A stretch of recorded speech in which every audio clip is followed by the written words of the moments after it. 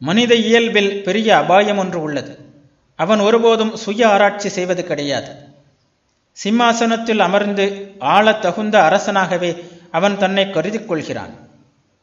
அத்தகையவனாகவே அவன் இருந்தாலும் தனது நிலைக்கு உரிய கடமைகளை முதலில் செய்து முடித்து காட்ட வேண்டும். மேலான கடமைகள் அதன் பிறகு அவனுக்கு வந்து சேரும். உலகில் நாம் நேர்மையாக வேலை செய்ய தொடங்கினாலே போதும். இயற்கை நமக்கு தேவைப்படுகின்ற அடி உதைகளை கொடுத்து நமது நிலை என்னவென்று நாம் அறியுமாறு செய்துவிடும். தனக்கு தகுதியில்லாத ஓர் இடத்தில் யாரும் நெடுங்காலம் சுகமாக இருக்க முடியாது. இயற்கையின் இத்தகைய வேலை முறைக்கு எதிராக முணுமுணுப்பதில் பயனில்லை. எனவே கீழான வேலையை செய்பவன் தாழ்ந்தவன் இல்லை.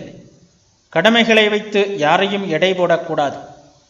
அவன் அவற்றை எந்த விதத்தில் எத்தகைய உணர்வுடன் செய்கிறான் என்பதை கொண்டே எல்லோரையும் மதிப்பிட வேண்டும். கடமை பற்றிய இந்த கருத்து கூட மாறுவதையும், எந்தவிதமான சுயநல நோக்கமும் இல்லாத போதுதான் மகத்தான செயல்களை செய்ய முடியும் என்பதையும் போக போக காணலாம். ஆனால் கடமை உணர்வுடன் செயல்புரிவதன் மூலமே எந்த கடமை உணர்வும் இன்றி செயல்புரிகின்ற நிலை உண்டாகும்.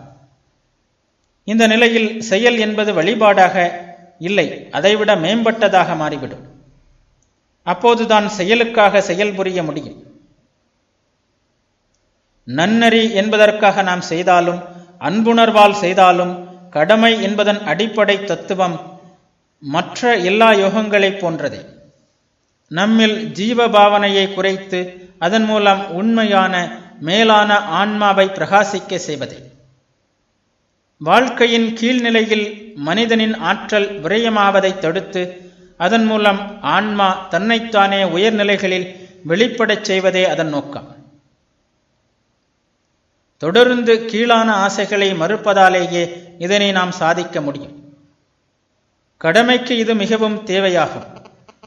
அறிந்தோ அறியாமலோ சமுதாய அமைப்புகள் எல்லாமே இவ்வாறு செயல், அனுபவம் என்ற இரண்டின் வழியாகவும் விரிவடைந்து வந்ததே. சுயநலத்தை குறைப்பதன் மூலம் மனிதனின் உண்மை இயல்பு எல்லையற்று விரிவதற்கு நாம் வழிவகுக்கிறோம்.